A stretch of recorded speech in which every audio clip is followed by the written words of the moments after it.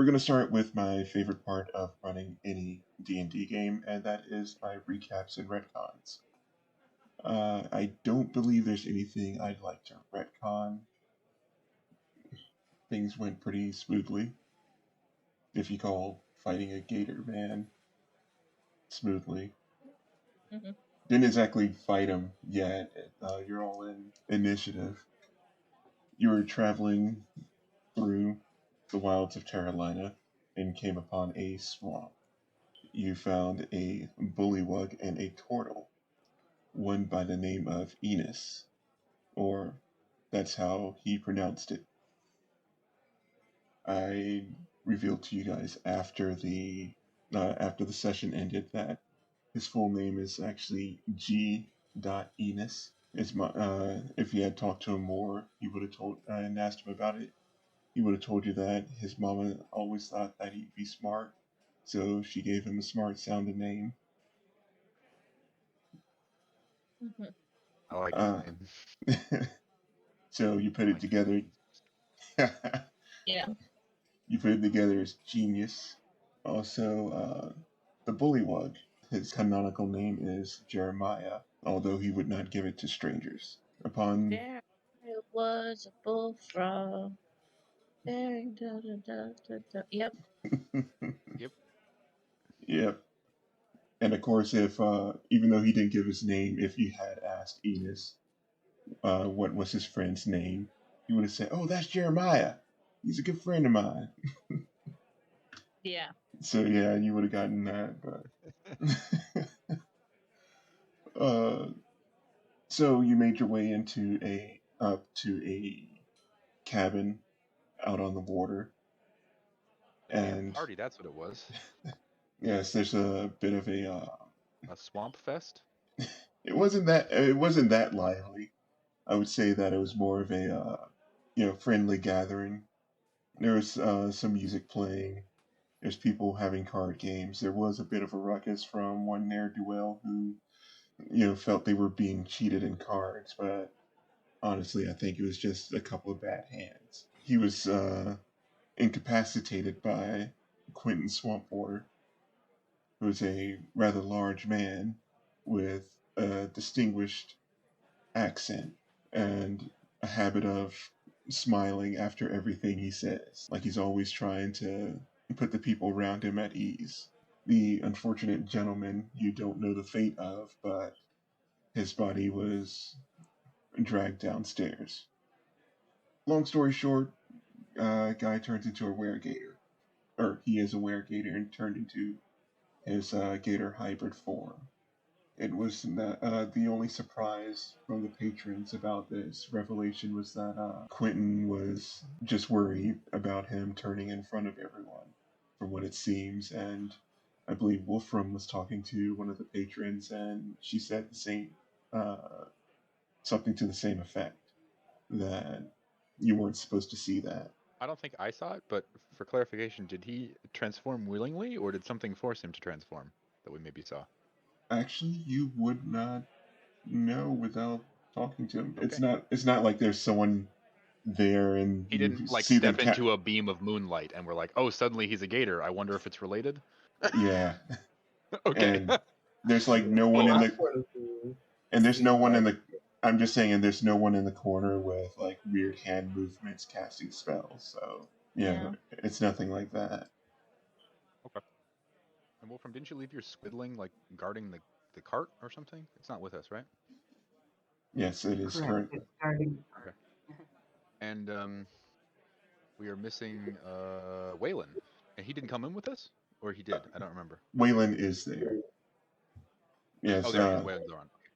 Yes, Waylon was. The last thing. Oh. I was just going to say that Waylon was over by. So he was by Astur when you were questioning Quentin. It was Wolfram's turn when we last left off, and he was talking with the patron, one of the guests. And one last thing is that when this gator dragged our friend past, Astur just vanished. I cast greater invisibility, so I'm really invisible. Well, the gator didn't drag your friend. Your friend was trying to push the gator out the door. That's right. Well, trying to push the man out the door before he turned into a gator man. Right. And I guess we can Roll for initiative. This is my trajectory. Yeah, actually, you're already in initiative order. I can actually see everyone's rolls from last week or 2 weeks ago now. Okay, Cool. so we will actually. What I can't help but notice the arrows that you drew. You're showing where you're That trying was to just my head. trajectory of what I've moved up here. At the beginning of the combat, I was over here in this location, and I kind of moved. Just replaying that. Okay. I have some interest in what's going on outside the door, but I don't really know what's happening, so I'm kind of trying to investigate. Well, it's like right by the door. So Okay, the little things. Yeah, I just couldn't get far enough without again, looking like I was running to the door. we were Might be a little at weird. Wolfram. You were still talking to this individual, and Yes. the last thing she said was, "You weren't supposed to see that." Yes, and my response had been, I am a dragon devil man in heavy armor slugging through a swamp. I don't judge. And with that, I will pass my turn to see how she takes that, and if she's about to try to kill me. All right. So with that, we'll say that roll a perception for me, Wolfram, because I would say that you're watching her. Yeah, I'm watching her and just looking around the bar, seeing how everyone else is taking this. Well, her gaze, like many others, you see that they're not really watching the commotion at the front. Their sights now are set on Quentin. Like at the moment, they are watching Quentin as if trying to see how he's going to react. Noted. I do put my shield on just in case. But go for no weapons. You know, you would think that after setting up everything else, I would always remember to have my dice out. I have done that many times as DM.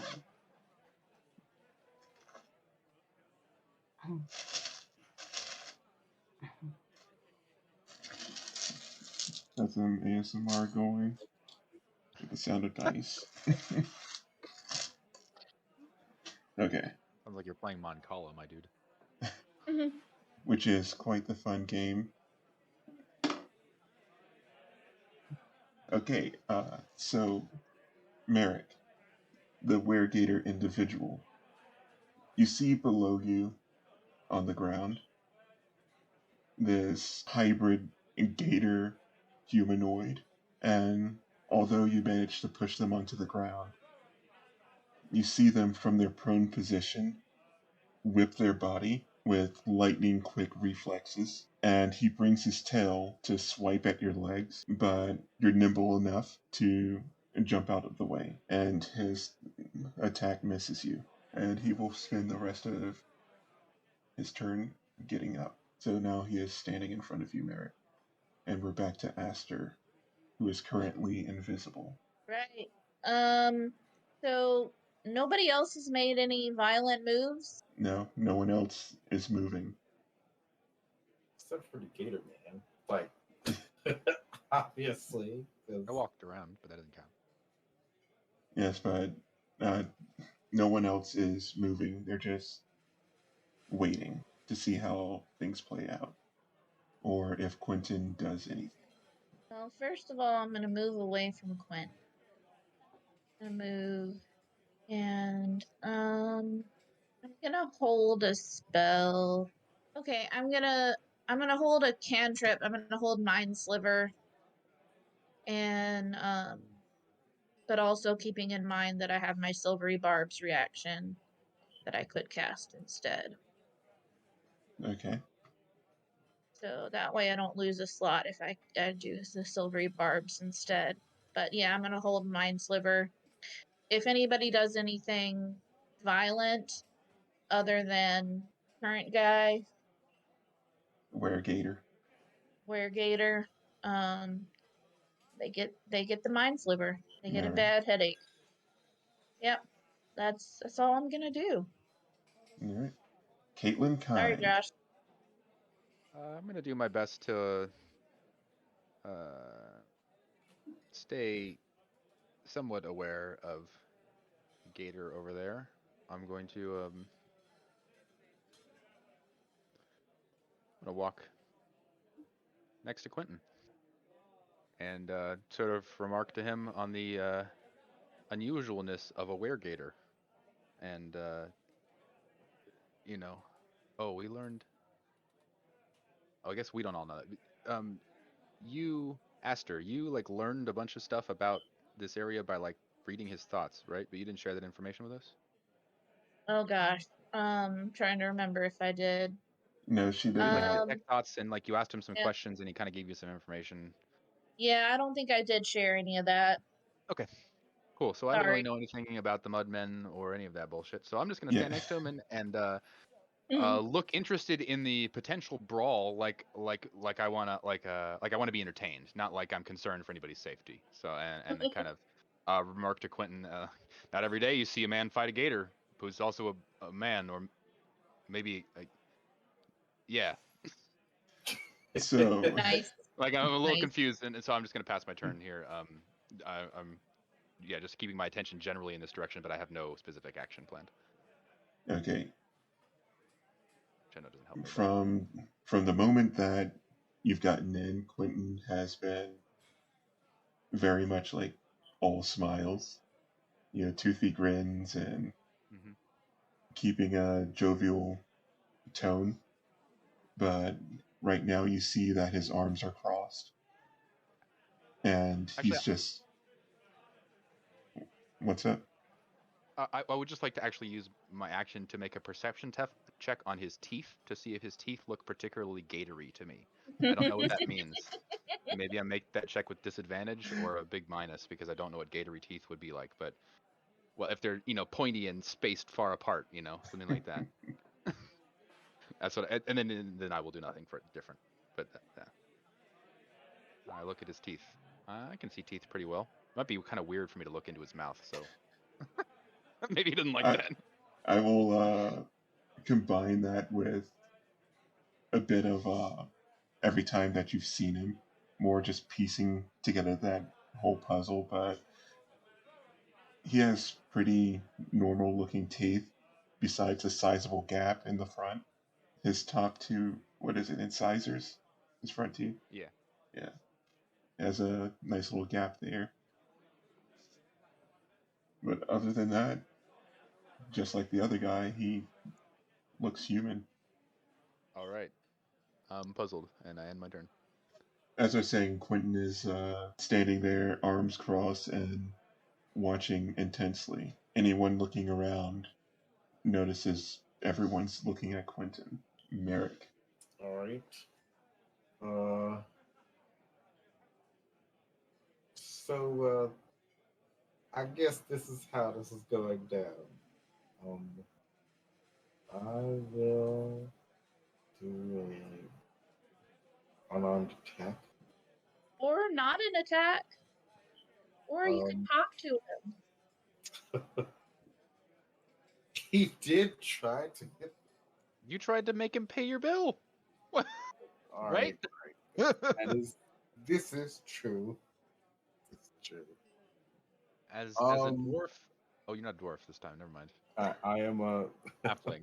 You probably still like beer. You would know it's poor form to make somebody pay for your beer unless they offer to pay for your beer. Come on, man. That is true. I would know. It's up to you, though. Just pointing out that you have some options other than combat. I ain't gonna be mad. Do what you want. Yeah. Let's see. I would like. You know what? Yeah. Can I cast snare on him? Okay. Is there a save to that? Yeah, the gator has to make a 14 deck save. Fuck it. I'll just give him a bonus. He makes it. Ah, dang it. I was trying to find out where what his bonus was, but it rolled a 14 on the die, so Aw, man. he saves. Alright, so he saves. So when you use snare, exactly how were you? How would that look? Well, it said you have to touch the person. So since I dodged his last attack, I would probably slap him on the arm or slap his tail as it went by me. And then vines would come out the floor. All right. So these vines erupt in an attempt to ensnare him, but again, just as fast as you saw his tail whip, he has skillfully moved out of the way. Oh, you're pretty fast. And then, with you saying that, I'm just gonna go ahead and tell you we're out of combat at this point. You'll hear Quentin say, "He's even faster in water." Oh, that I believe. And then he says, "Lenny, stand down." And the Gator Man gives a bit of a growl and starts to motion like he's going to attack you. But out the corner of his eye, he sees Quentin giving a really disapproving stare and freezes in his tracks. Good. Quentin will move down closer and say, "Now, Lenny, you know the rules around here." He's like, "Yeah, I understand." And you see him start to revert back into his human form. I wasn't trying to cause any trouble. No, the trouble is all mine. I just wanted somebody to talk to. Like, you were ignoring me, so I figured you could just at least pay for my drink. And I could pay for your next round. But that's not how things went. Quentin says, "I appreciate you not getting too hostile with my friend here." Well, this is your place, you know. I figured, you know, I saw you take the other guy downstairs, and I'm sure you had some choice words for him and all that. I figured, you know, most bars I go to, you know, just if you're gonna fight, you know, you take it outside. So I figured we'll just take it outside and we'll have some words and eventually come to some kind of, you know, conclusion, hopefully peaceful. Quentin looks around and says, "I'm sorry to have troubled you. I really do appreciate your companions not getting involved, including you, Missy." And he looks over in your direction. Astur. Who's? Astur. Astur becomes visible and says, "I'm no Missy. I have no gender." My apologies. But out of game, he could smell where you were Ah, good to and know. and just spoke in the general direction. Yeah. And Quentin will yell. He'll yell out, "Hey, Mama, it's all right. We won't be needing that meal now." And you'll hear from the kitchen, "It's like, Dag nabbit, Quentin, I did all this cooking. Now it's just gonna go to waste."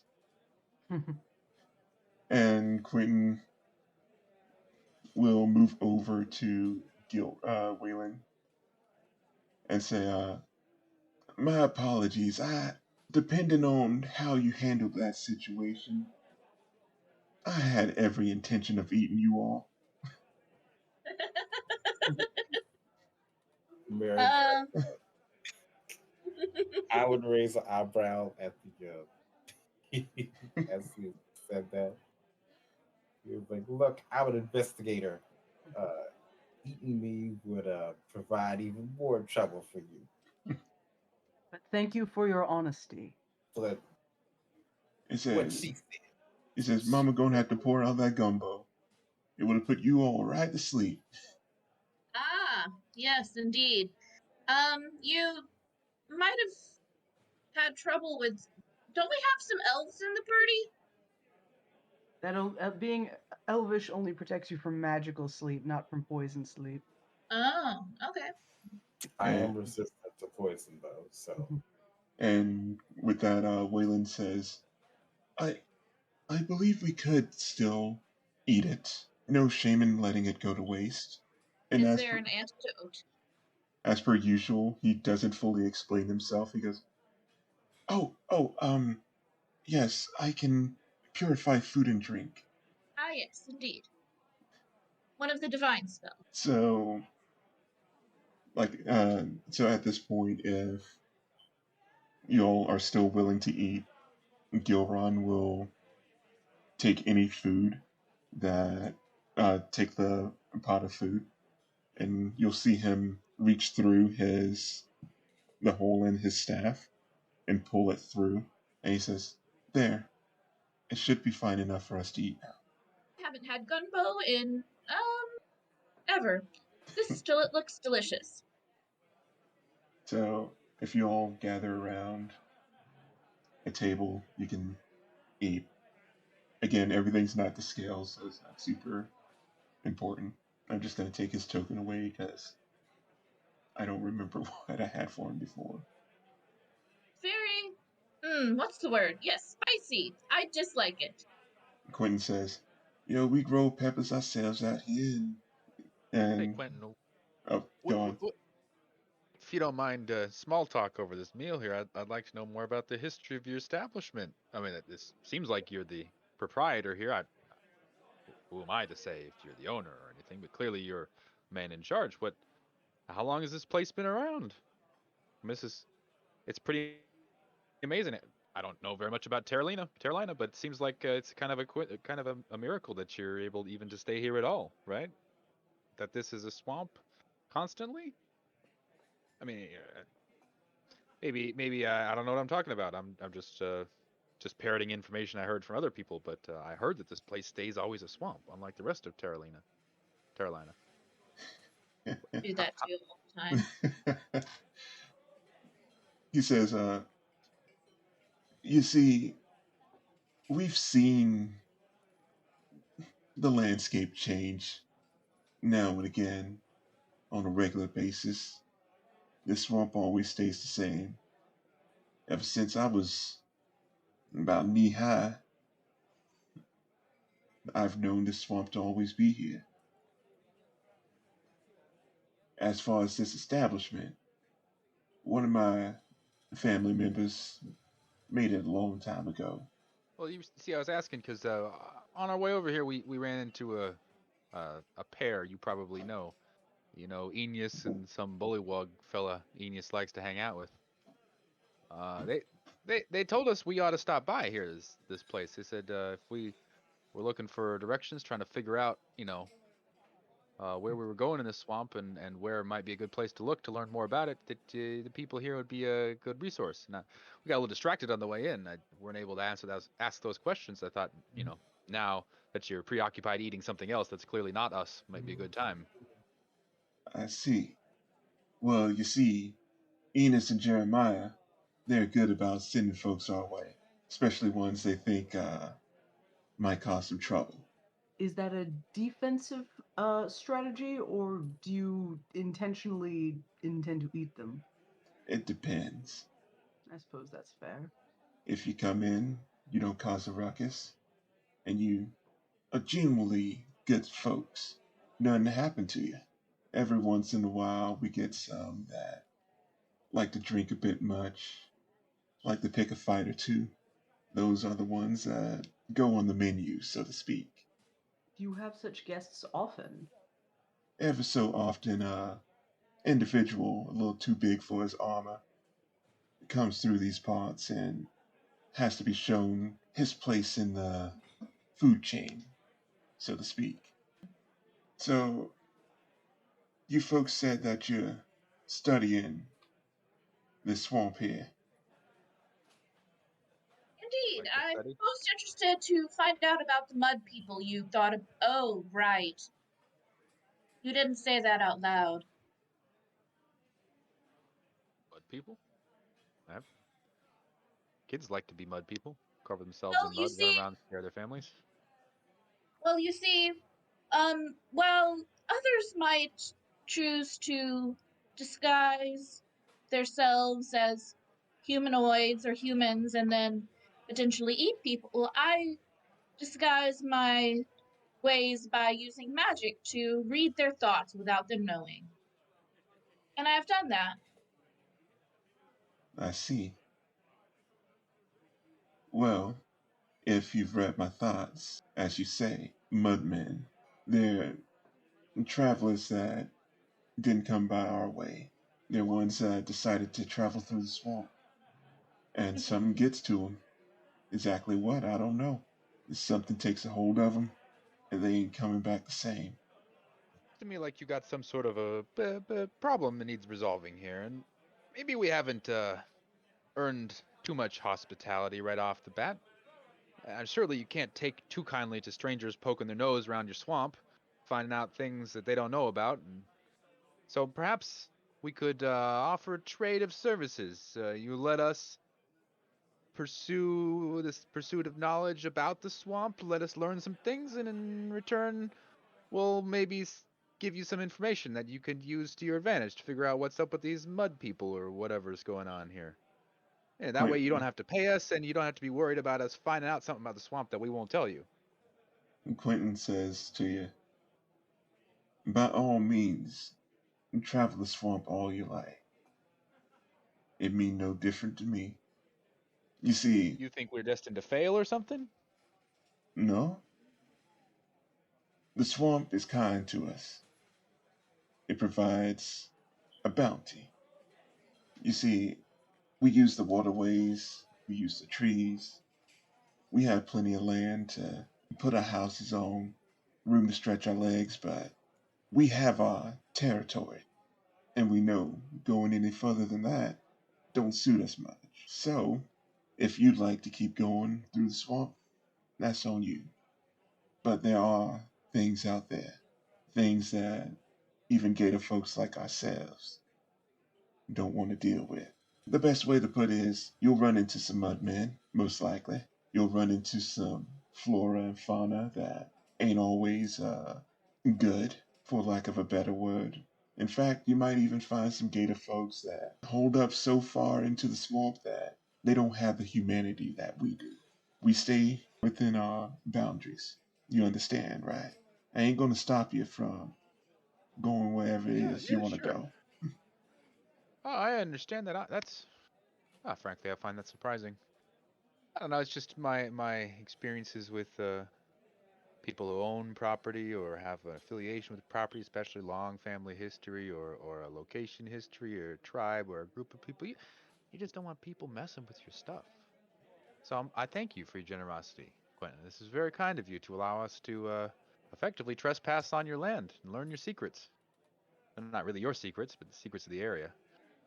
You see, Uh, this establishment, my pepper fields, and my wine making facility, that's all I own. That's all that my family has to their name. Anything beyond that don't matter to us. Maybe you said this and I didn't hear or I wasn't paying attention. He doesn't care about what Quentin seems to care about is us like just eliminating any mudmen or bad things we come across, or like, and if we can learn something that helps us, great. But he doesn't really care that much. He All doesn't right, care as long as you don't mess up this place here and you stay out of like his fields where, they got peppers growing. He has like vines, sure. fruit vines for his wine and things like that. It's like as long as you stay out of farmland and, you know, don't wreck his bar, you're fine.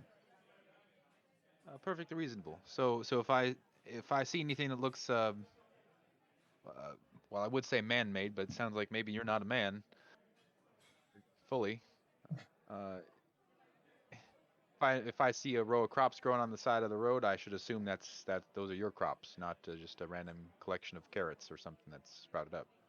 Is that right? I mean, I'm asking, do I need a map to know where everything is, or is it safe to assume if I see something, it's probably yours? If it looks like, I'm about to say this regular. If it looks like a nice tended to field, it's probably belonging to somebody. Now, if you see a berry bush, sure, go ahead. All right, understood. Then I appreciate the permission to trespass. I'm gonna continue eating my food, and then maybe go ask Mama to tell me the recipe if I like it. I'm sure she won't do that, but she might like the attention. So, if you ask her about the recipe, she'll actually tell you. Yeah, she'll sit there and she'll, as long as you listen to her, she'll tell you like the best spots for finding ingredients that they don't grow themselves. Tell you about how everything comes together, how long it has to cook for, and she keeps telling you that you always gotta taste it. That's what a lot of people don't do. They don't taste it. You gotta keep tasting it. Because if you don't taste right, you ain't doing it right. Thanks, Mama. Makes And, sense. Usually the kids like to taste while I'm cooking up a bean casserole or something, but I should try it myself. That makes sense. and she says that she's been making it for 2 centuries. 2 centuries. Do And I see Mama when she's talking to me, or is she like yelling at me from behind a window or behind a countertop or something? no, you can see her. You saw her when she brought the food out. She looks old, but she doesn't look 200 years old. I'll tell her she looks great for her age. She And, says, "Thank you kindly." all right. That's very interesting. She appears to be humanoid. Yes, Human-ish. Maybe. and I'll say that Quentin had overheard part of that conversation, and he'll say, "We Gator folk, we long lived."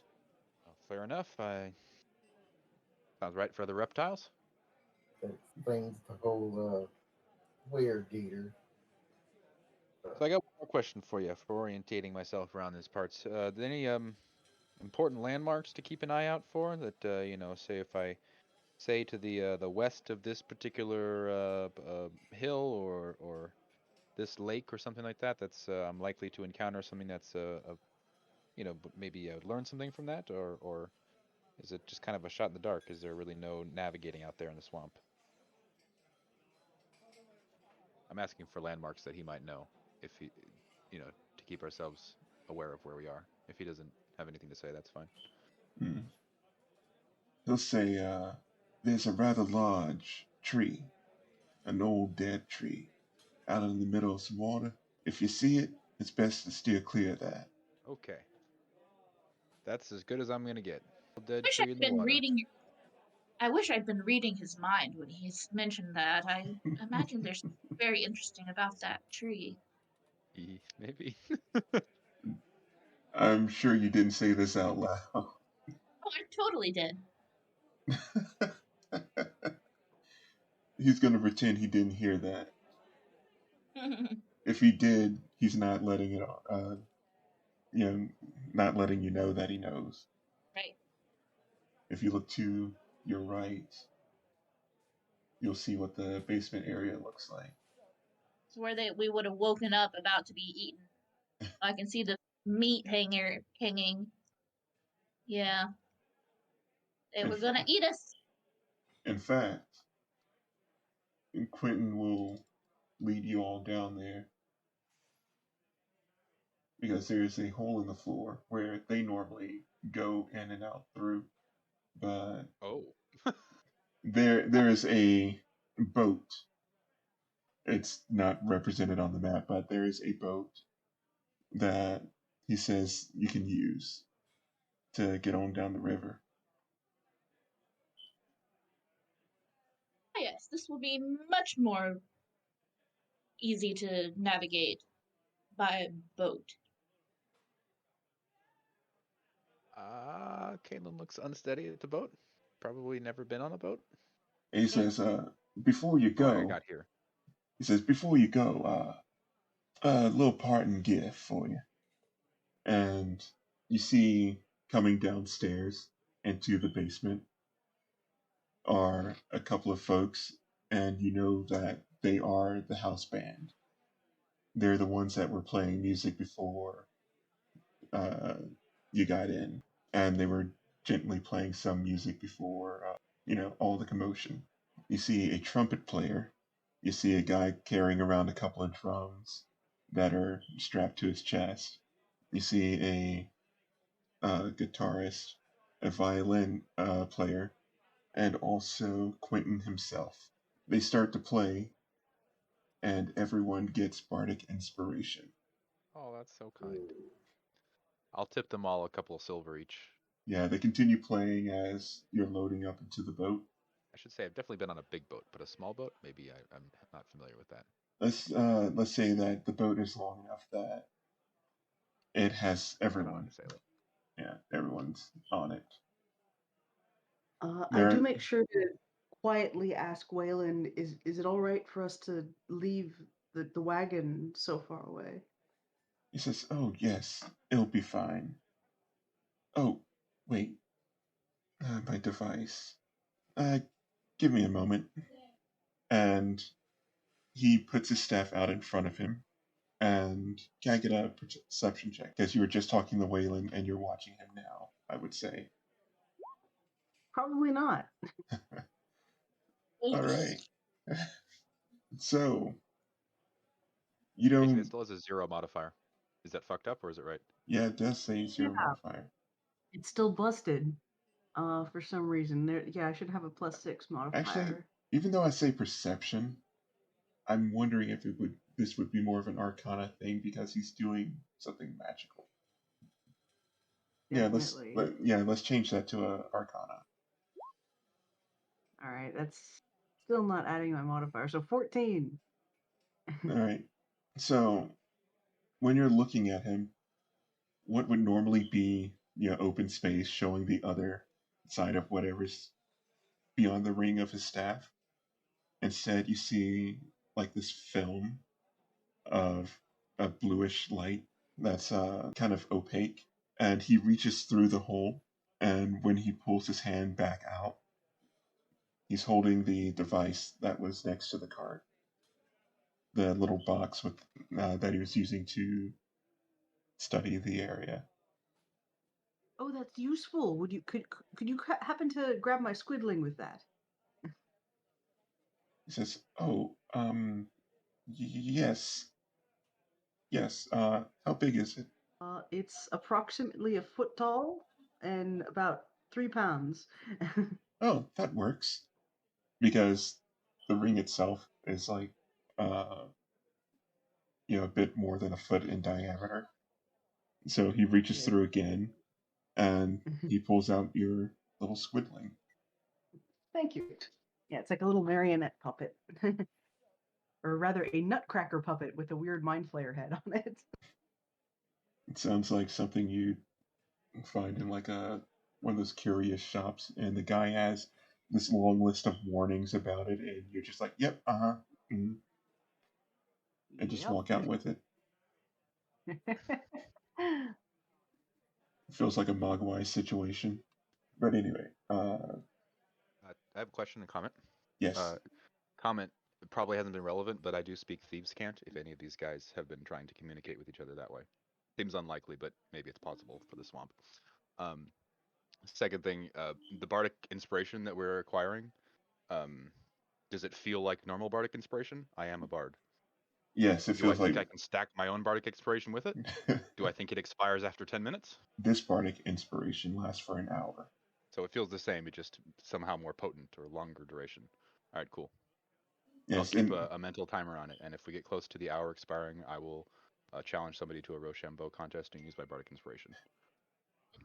you know So what? that I will say that because of these individuals have been playing together for so long, they've have like a potent version of bardic inspiration that comes from like their harmony together. Bardic infusion. There's oars inside the boat, so you can paddle along, and as you're going, you can hear Quentin singing. And That's great, yeah. Yeah, I'll paddle in time. I'll get everybody going in time. I have a musical background. And the one lyric that really stands out is Quentin belting out, "Let's make music together. Let's make sweet harmony." As you're sailing along, that line just really repeats a lot.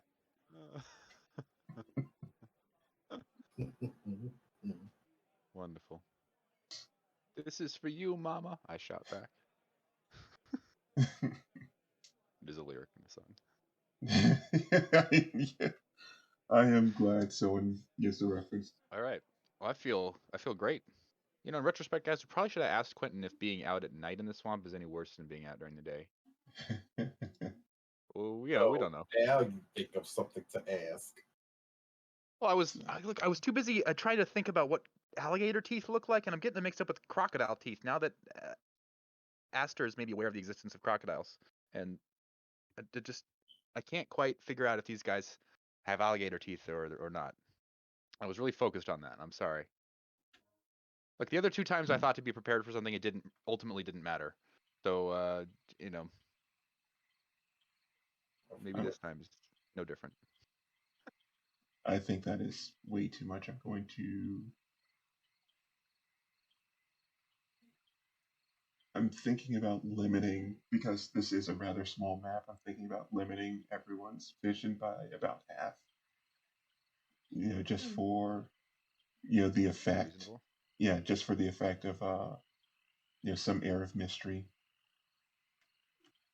Everyone can see. Yeah. Since I don't feel like we're trespassing anymore, I will have turned my light. I'll just light my chest piece, so I'm emitting bright light in 20 feet, Okay. and dim light for another 20. Perfect. Okay, so there's the edge of my bright light. Dim light is beyond that, but all right. I'm like humming some tunes, So, playing my drum, singing my voice, using those skills. I would say that you travel along the waterway for about half an hour or so until you come across a line of trees. And can I get perception from everyone to look at this general area?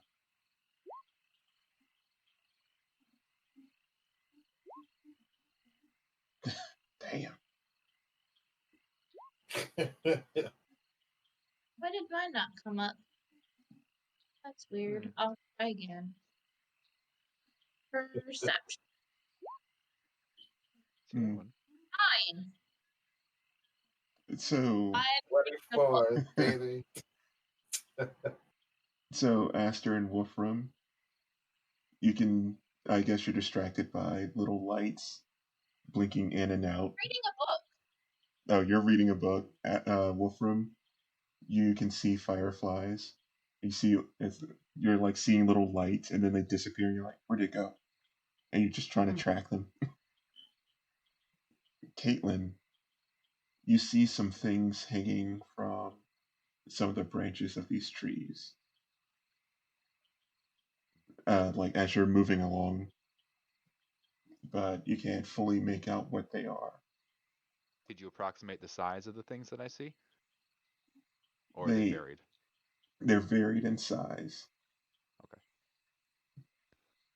So there's something flickering at the edge of my light's bouncing off some stuff, and it's catching my attention, but I don't know what it is.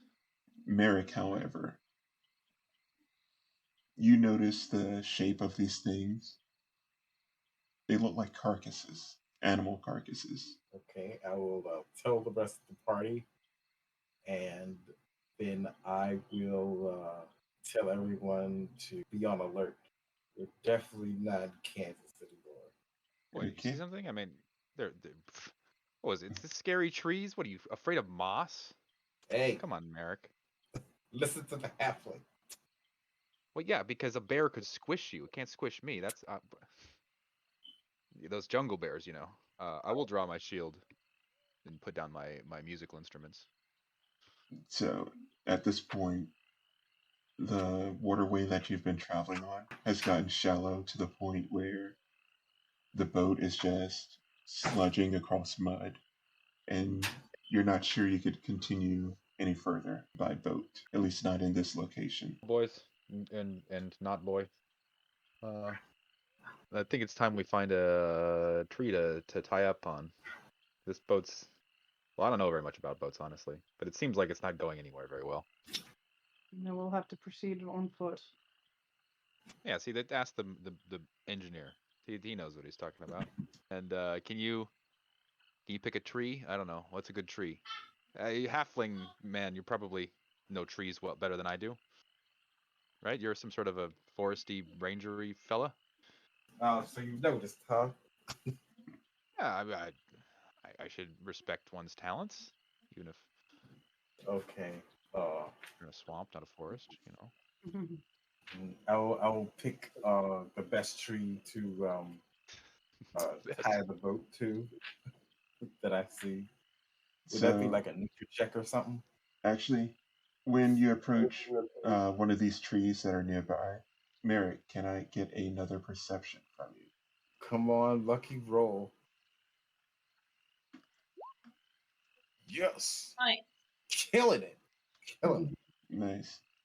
So, Merric, what you see is, again, the thing that you saw hanging from the tree, but now that you can see it up close, it is a deer carcass that's dangling from this tree. And if you want more details, you'll have to investigate. Okay, I will investigate. All right, roll for investigation. Nice, Just killing Kill it it. today. So, killing it. Yes. what stands out about this deer carcass is that it's completely dried out, like it was mummified, and the way that it's hanging from this tree is by vines. And as you're looking it over, you find a single point on the torso, on the body of this dried husk, and it looks like there's a stem protruding from it, like there might have been a flower growing out of it. So a stem growing out, what seems to be growing out of a deer carcass. That's is completely dried out and hung from the tree dried with vines. tree with vines. What? You scared of the Um, tree, little halfling? What is it? Merrick, I'm not here to belittle you. I'm sorry. Just Look, no little jokes, but I'm this is serious, and I begin to explain how there's this deer carcass that seems to be mummified, and And there's mummified. vines growing out of it. Is the tree itself vampiric, or the plant on it? you'd have to check the tree. But from what you saw earlier, Merrick, there are more shapes in the tree. And also, Caitlin saw this, that there's more possible things like this hanging from trees. That's what they were. Things I Um, saw were a lot smaller. okay.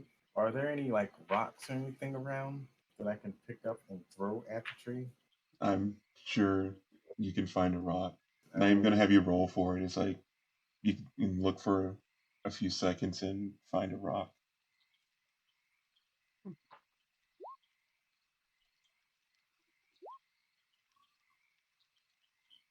Can light be used to check? I mean, if you want to go over there and poke it, and I'm sure that alone will allow something to be determined whether or not it's a hostile creature. Well, yeah, but like, I really do mean this like as an actual question. Like, if I use light on a mimic that's appearing to be like a suit of armor, right? Like, then the mimic could make a dex check to avoid the light. It doesn't have to, but if it does, doesn't it move in some way or do something to affect that dex check that I might notice? The funny thing with mimics specifically is if they are pretending to be an object, they literally are an Yeah. object. Oh. Yeah, that it's right there in their definition that they're Yeah, they're not they're until they attack. indistinguishable from that object. They have So they would just polymorph. auto fail it, and they would get lit no matter what. Yep. Get lit. Huh. All right. No, I was thinking I could go touch the tree and see if that evokes a reaction. It's not big. The tree's probably too big though. 10 feet in any direction. Mm-hmm. Smart, Wolfram. Well, I was trying to see if I had a spear or any kind of polearm with me, but apparently I don't. And I am in heavy armor, so if I don't want to step off this boat and then just sink, that would be embarrassing. So I need to have something to test the ground with to make sure it's solid enough, or at least shallow enough that I can wade through. And the shovel's the best thing I seem to have. That would be an ignoble way to die. Yeah, not ideal. Yeah, this is bad. Can I throw a rock at the deer? At the deer carcass? Yes. Yes, you can. All right, I want to do that. Roll an attack. Unarmed strike. Not one. Hey, You're a halfling. You're a halfling. oh wait, yeah, that's right. I have luck. 18. There we go. Still with the good roll. When you throw this rock and it hits the deer carcass, it hmm, hmm. I'm trying to think the best way to describe this, because if it was leathery, that would imply that there was still some moisture. But no, it's like the rock going through it, through the skin of this carcass. It's like going through paper, and you can hear it hit the bones inside and rattle a little. It's like whatever uh, fluids, moisture, anything that was once within this thing is gone. Yeah, I don't like this. This is not good. And again, you notice it's not the only one. In fact, I'm just going to go ahead and say it. Some of the trees have multiple carcasses hanging from it. And as far as you can tell so far, they're all animals.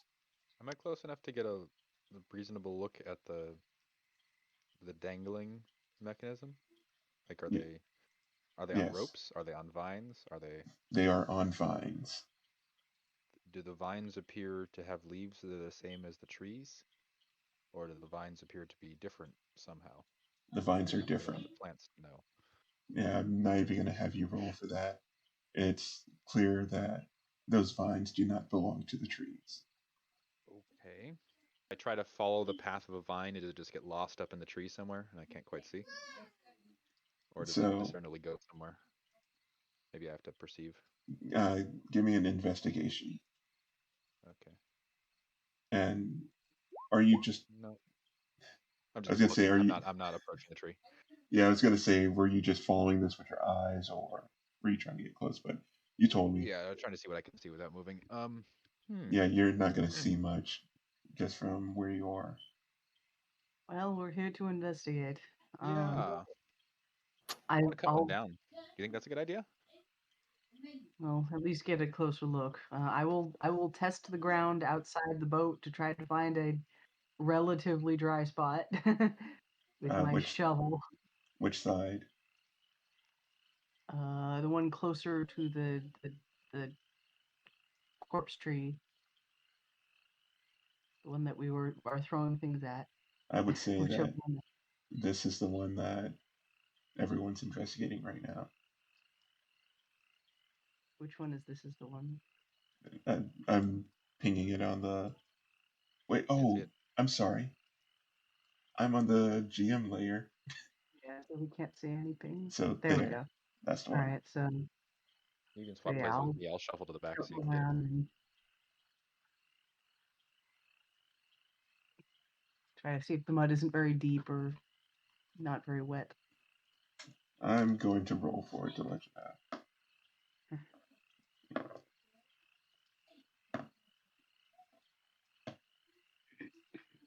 And you moved so far, 5, 10, 15, 20 feet. All right. It's relatively clear. You're good. Okay. And I shall go over and I shall get a closer look at this Whatever this is, if the vine appears to have burrowed its way into the carcass, if the vine reacts to me being there. All right. So roll investigation. I'm not rolling well. Merric, you're stealing all of my roll luck. Well, that's still fine. Upon looking at it, you can see that the vines aren't growing like from the tree or like creeping up the tree and growing or anything like that. It looks tied. Okay. Can I tell what happened to this deer? Like, was it bled? Does it smell like salt? It does not smell like salt. In fact, it doesn't even smell like decay. Does it smell like jerky? How much do you really want to investigate this? If you tell me Okay. it doesn't smell like a dead deer, I want to know what's going on. So I will actively investigate something that Okay. clearly is dead, but doesn't. Something's wrong with why it's. I don't know. I'll also exit the boat, and I will disengage on all of my turns in which I move, using I'm also a rogue, so Okay. just bonus action to disengage in case it matters. I'll try not to attract the attention of anything, and approach the deer that Wolfram is closest to. All right. Maybe I'm standing here. That's probably more appropriate. Investigation. All right. I'd actually. Is the vine that's holding the deer up within reach of my hand if I were to like jump and swing at it with a slashing weapon? I would say that from the way that it's hanging, the head of the deer is probably at your head height. So it's Okay, so hanging a little higher. Well, a good bit higher. You'd have to climb I see. And up it's and upside cut it down, so down. its head is. Yes. Gotcha. Okay. Yeah, I probably should have specified that it's hanging from its hind legs. That's fine. I'll give it I'll try to smell it as I get close to it, and then I'll poke it as my next action just to see if does it like crumble and fall apart like the rock did to it, or what. So are you poking it with your hand? Are you using Yeah, with my a hand. weapon? I'm unarmored. No, I should use a weapon, but I'm not. I'm just using my finger. So I didn't think about it before I decided what I'd do. So when you go to poke it, where exactly are you poking? Because kind of within like your yeah, within my within your reach. I'm not like reaches, jumping. Like maybe on the yeah. neck, probably not like directly in the eyeballs or anything like that. Like cheek maybe. I don't know, something like that. Yeah. So first I'll say neck. give me an investigation before you do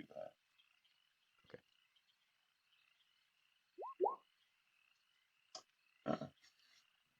So as far as you can tell, there are no visible signs of like any cuts or injuries on this particular animal. But when you poke it,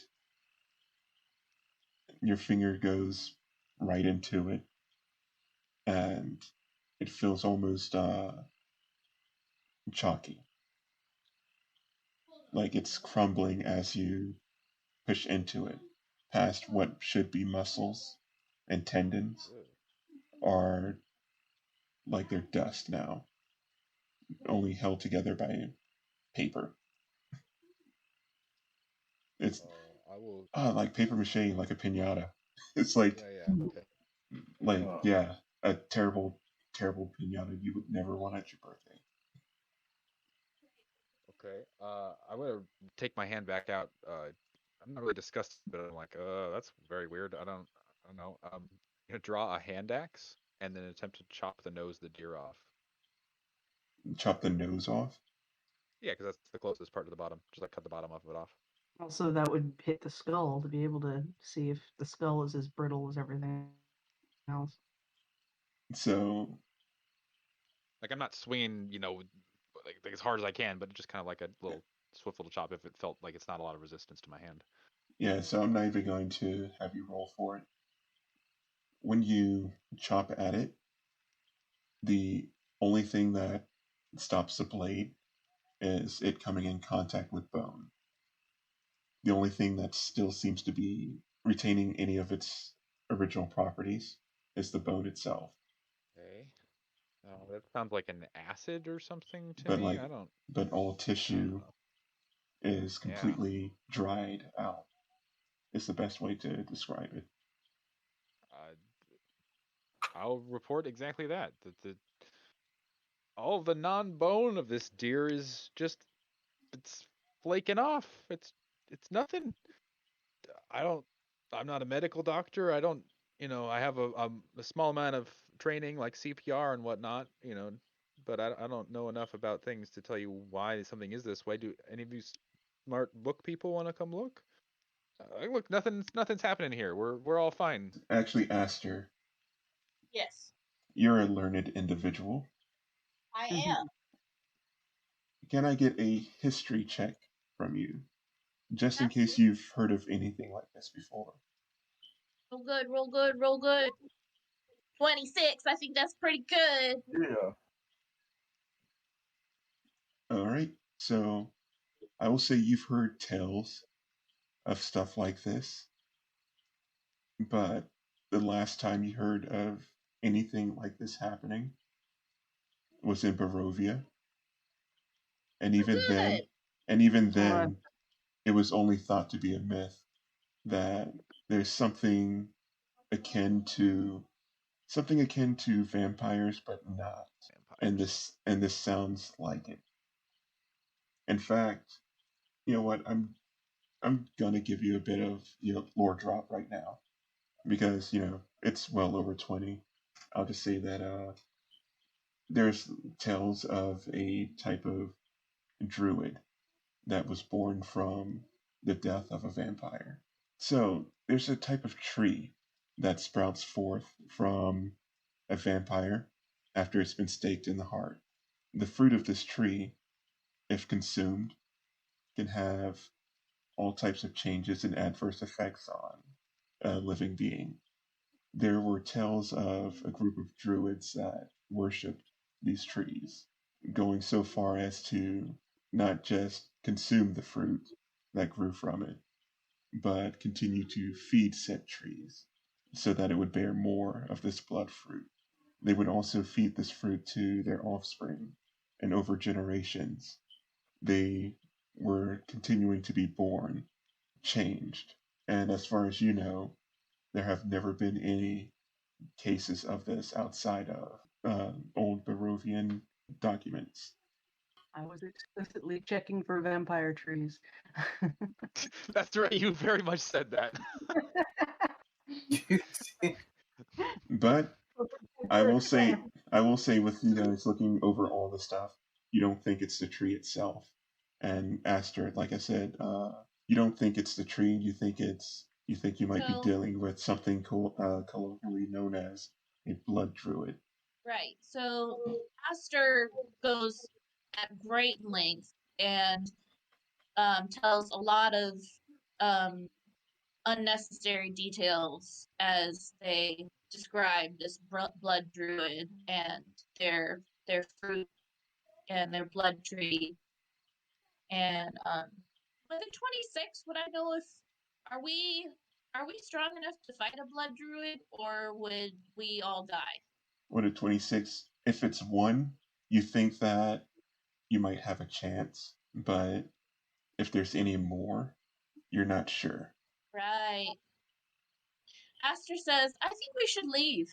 Do you wish to give up on the mission of investigating the swamp? I believe we should come back with more soldiers. A coven of blood druids would not be ideal. Although, there is one possibility. We should go further into the swamp. If we're quiet, we'll probably be okay. I'm sure if we continue west, if we continue through this patch of area to beyond where we can see these trees, if there is indeed a blood druid here, then we can simply bypass his territory, or her territory, or their territory. I was thinking similarly to Wayland. But it might be in our best interest to, well, my thought was to backtrack to find the edge of these creepy corpse trees, and maybe that's some sort of a marker of the barrier of their territory, and then maneuver around it that way. But if you think it goes through, Waylon, you know more about this area than we do, or than I do. Can't speak for everybody else. I believe we should continue on the path that we're on.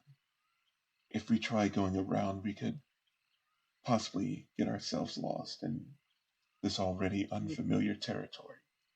Yes, we do not know what constitutes as around. We could simply be going deeper in. Sure, there could be a cut through it, and if you get trapped True. down, yeah. All right, then. Does the boat seem to be moving better with less weight on it? Do I think that the sluggishness would be improved if one of us walked on the shore, or two of us? I don't know. Probably not a small boat. I would say check the water itself. I'll give it to you. Like, find a stick, poke into the water, see how far down it goes. Okay. Can I take the? So I have a spear. I'll take the back end of my spear to poke at the river. All right. You do that, and your spear barely goes, 3 feet down before it's poking into mud. Okay. Okay. Well, my spear is a 6-foot spear, twice as big as I am, which is good. Yeah, it seems like this river is Why on earth seems is to your go spear through 6 mud. feet long? How tall are you? I'm 3 feet, but I'm a monk ranger, so Well, that settles it then. That's just not going to work with the boat. yeah. Well, leaving a boat tied up is probably not going to work. To keep ourselves unnoticed, is there maybe we should hide it? Not like they'll never find it. Eventually these blood druids must patrol their territory. This blood druid, who knows how many of them there are.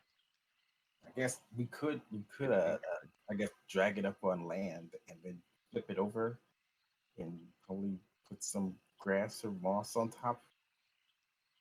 See if that hides it. Better than nothing. All right. So you're going to attempt to hide it. Oh, Covered in like, some I plants guess or something, yeah. everybody off the boat. Okay, so you all can start to move along if you like. Would we have to make a check for hiding the boat or no? I'll just say it's hidden, but I will say be careful how much you move around here. So when you're making your I would moves, like to. At this point, I would like to summon my companion, my wolf companion, so that I could ride him. He is bigger than me. and I do not have a wolf token for you, so I actually have a blink dog token. Dog token will work. I don't think I can make it any small. Wait, can I? Yay, it's tiny. Technically, I am tiny. Technically, I am tiny. I'm not medium sized. You are small. Wait, My homunculus is tiny. oh, yeah, that's Actually, right. let me give you I am small. I am small. As we are suspicious of this area, my homunculus is going to have a little propeller come out of his back and it starts spinning and he'll start to hover and putter around us. all right. Technically, if you're Okay. gonna be on it, then Yeah. let me move this back so that you can pretty much place your token over it and move them together. All right. Cool. Yeah. All right. From this point on, I am stealth mode. All right. Should Actually, I roll stealth? hold on. Actually, Astur and Merric, I need you two to. Are y'all just repositioning yourselves, or are you like moving around? Just sort of repositioning. Okay. Can I get perception checks from you too? Good. Astur sees nothing.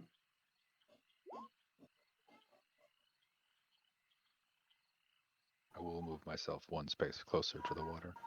Josh, Merric, Okay, I will be. you didn't get a perception from you. Oh, that was everyone perception. Well, no, just you and Astur. Yes. Big numbers. Big numbers.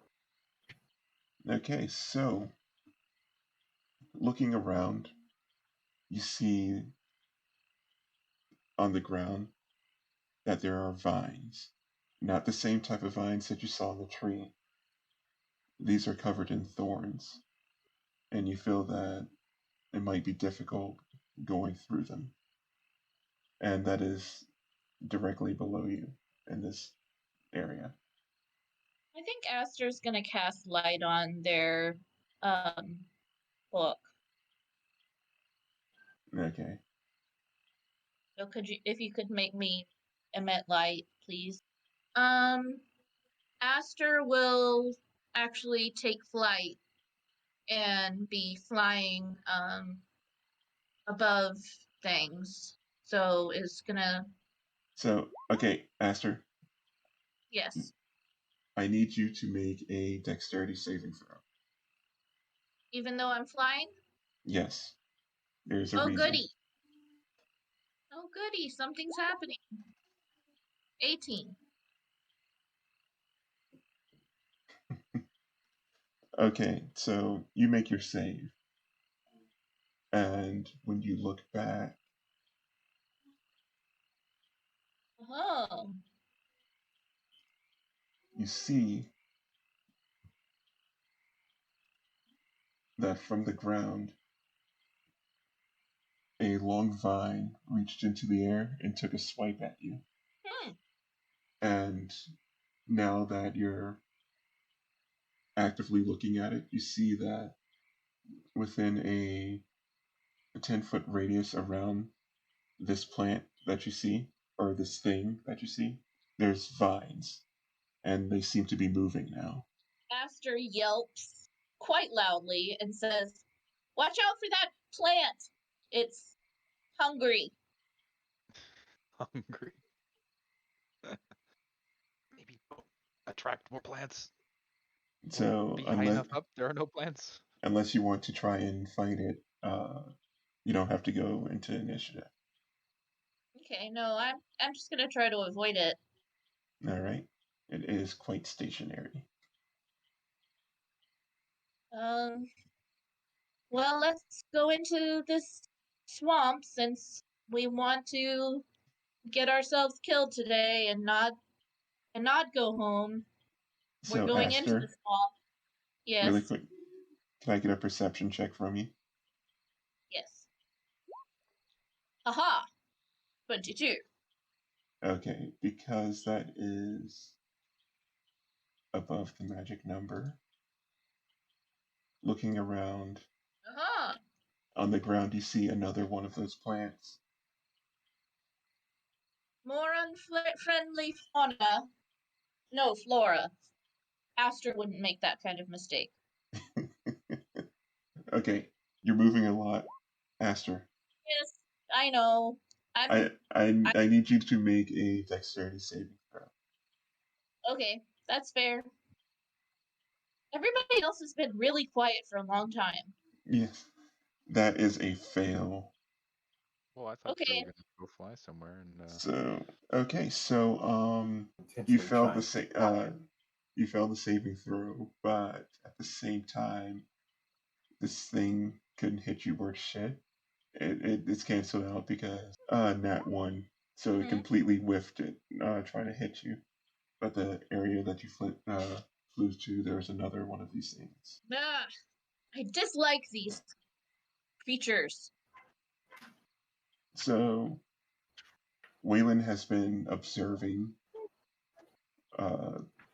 you pretty much running into one after another, and he says, Huh, that's odd. Those plants there, they're sickle thorns. I've never seen so many so close together. Usually each one occupies anywhere from a 20 to 30-foot radius. Can they be artificially cultivated at this pattern? Maybe. It would take someone of significant skill and knowledge to have so many work in tandem together. Like a blood druid, for example. A, Or group of them, a which we druid would could, definitely yes. not be able to handle. And it's a good thing that you can fly, because if you're moving on the, I'm gonna put this out here, like mechanically how they work. These things, like if you were on the ground, you would have been taking damage walking over their vines. Oh, yeah. And not just that, they have like an ungodly reach. And I'm just gonna say mechanically, like because these are like smaller, more deliberately made versions, they're not as nasty as the full version is. Nice. So Yeah, so if you that's just out of fly game. above them, it's not nearly as dangerous, but you groundlings might have some trouble. So keep your distance. I'll fly ahead. For you to say, or easy for you to say. So says the person that can fly. And Merric at this point will sneakily move with his wolf. Are you trying to move through, I'll like move through the stealthily, water, or? and every turn I will be using disengage as a bonus action. All right. uh, And just for Everybody kicks is and welcome to follow me. just for kicks and giggles, roll your stealth. I think the water is the way to go, even oh, for the crap. wolf. I mean, the water comes up to my chest, maybe my waist, more likely, and then it's going to even get shallower as we continue to go west. So Yes. it'll be okay. Maybe it's very mucky though. That could be bad for a wolf. Yeah, they can be bad.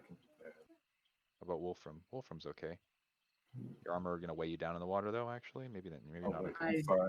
I was Wolf supposed does to. not want to do what you're doing. I was supposed to roll the wolf still. My still. Are the vine when we saw what happened to Astur, are the vines actually reaching up from the ground to lash out at them, or are they hanging from the trees and just moving a little bit? So what you're seeing is there's actually a flowered plant on the ground that is supported by a series of twisted vines that act as a stem, and there are other vines that are freely moving and reaching out, lashing at Astur as she was flying by. So it's like a network. Which, as Gilron said, is something that is quite unheard of. Have we already pulled the boat out of the water, or is it still there? I imagine maybe Astur started flying off as we were trying to cover it up, so it's probably mostly out of the water and moved. But are we still inspired bardically, or has it been more than an hour? Unless you spent half an hour doing this, then I would say you still have it.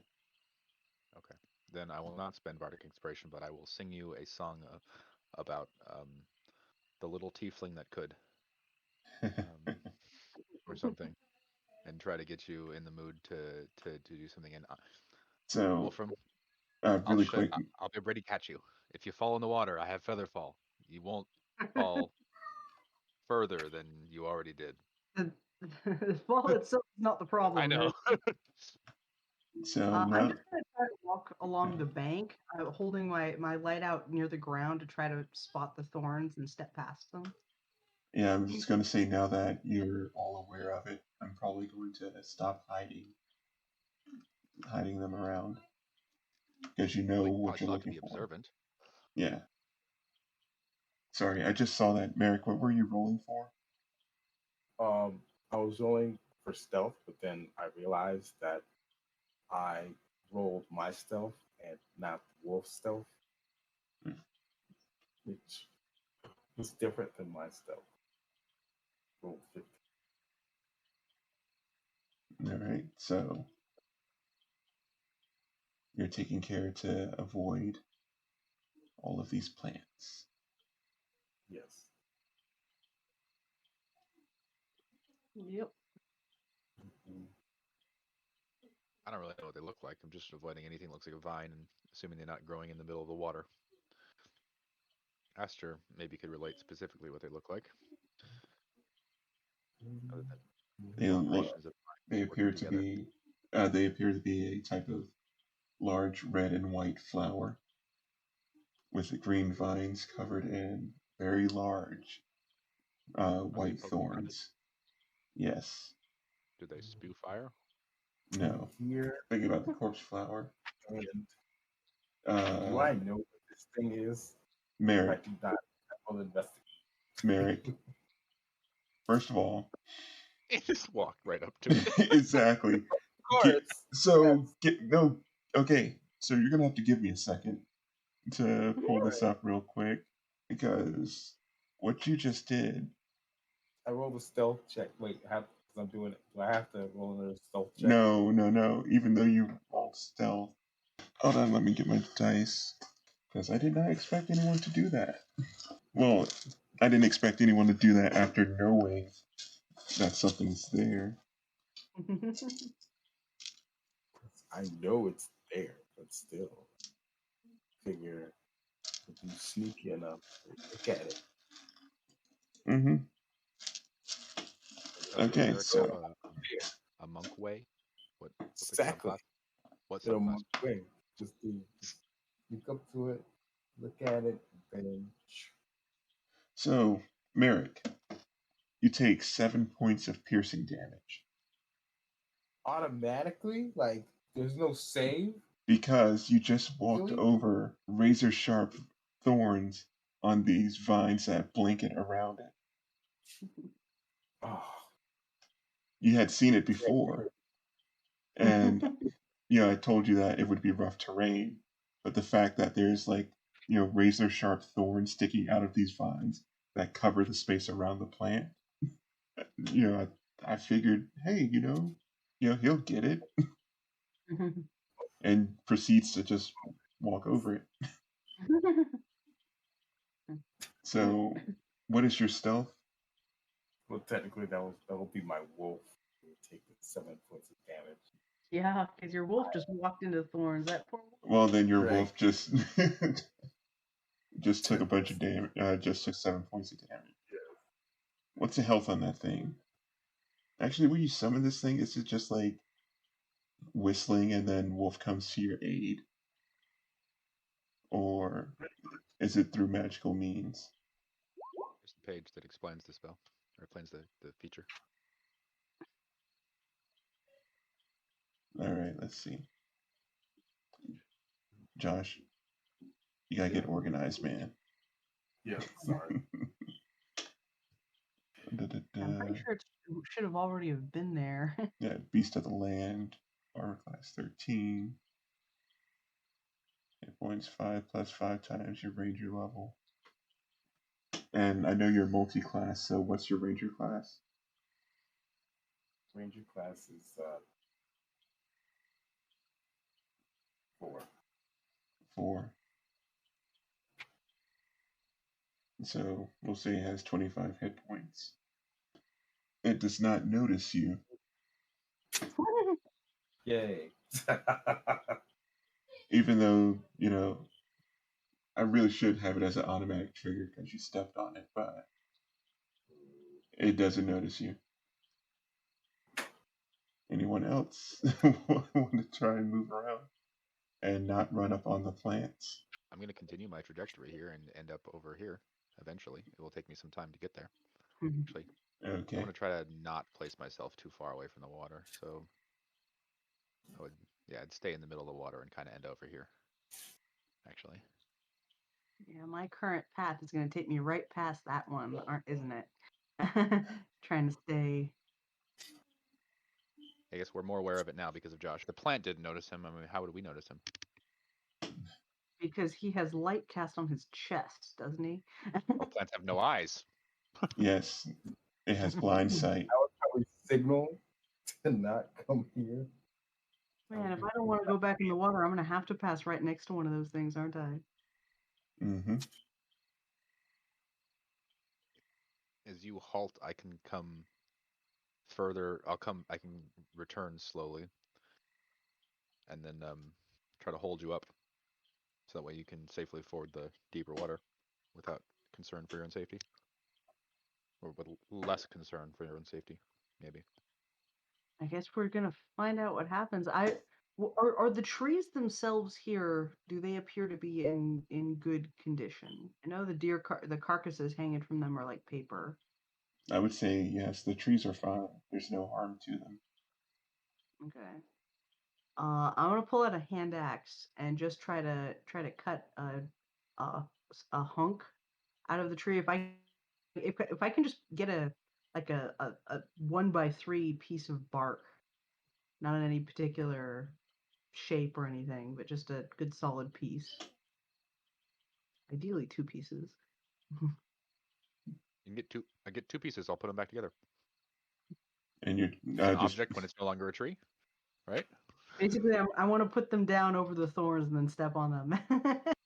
it. Oh, I see. You need 2 to I keep would alternating. I would say that you could do that to try not to get cut, but that's how this plant senses. So you would be more or less telling it that There's no you're way in there. hell I'm stealthing from these things. And I'm gonna have to go walk right past the one that's next to Merric. Are these things creatures? Are they? They may or may not be. I mean, there are definitely plant type creatures. Corpse flowers are definitely creatures. I don't know if these things are though.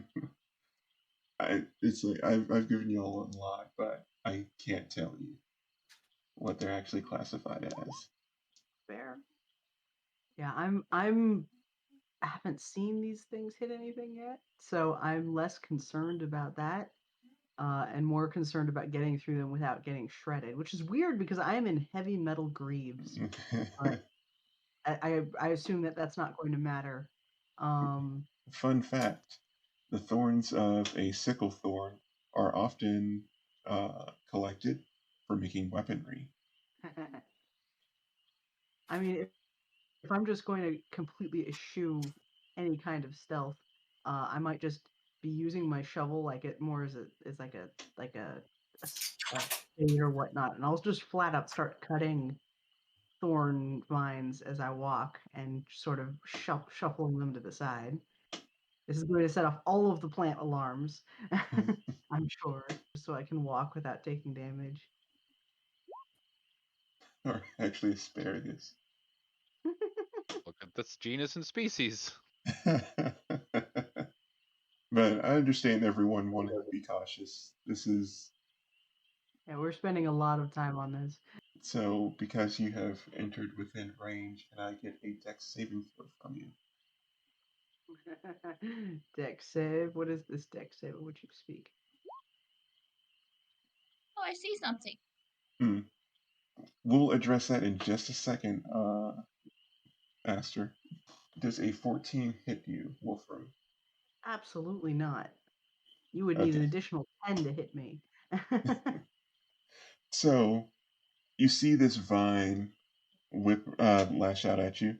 It whips around and it grazes your armor, but does no damage Yeah, I'm just gonna tromp my way past this thing.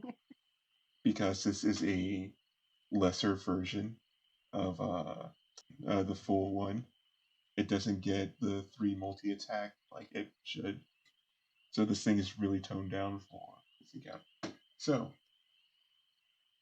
let us now address the elephant in the room. Astur, question. Yeah. Pretty sure 21 hits. Yeah.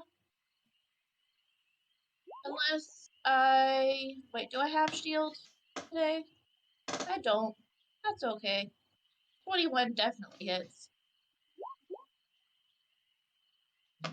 I gotta go now, unfortunately. So I'll try to pop back in if it's not happening yet, but it's supposed to happen at 6:30. So All right. thank you for having me. Anybody's welcome to make me do whatever you feel like is relevant to the group. I put kind of the most important stuff in a message there. Okay. Yeah. It's all right. We can end with this. Astur, you're hit by acid arrow Oh, goody. for a Do I total. get a chance? Hmm? Do I see the attacker? I could counterspell them. Yes, you see the attacker. I'd like to counterspell them. No, thank you. So yes, you see this bolt of putrid green flying towards you, and it just fizzles out before it gets to you. And what you see standing in the distance next to a large tree is a cloaked figure in a deep brown and red cloak. And on top of the cloak, it's not in the picture, but on top of the cloak are antlers that seem to be made into it. And that is where we will end. And you will learn that there is much more to a blood druid than just a reskin druid. All right, cool. Well, thanks, All Joe. right. Is this something that you made yourself, or? It is something I made myself.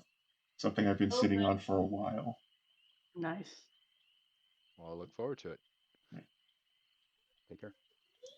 Take care. Bye.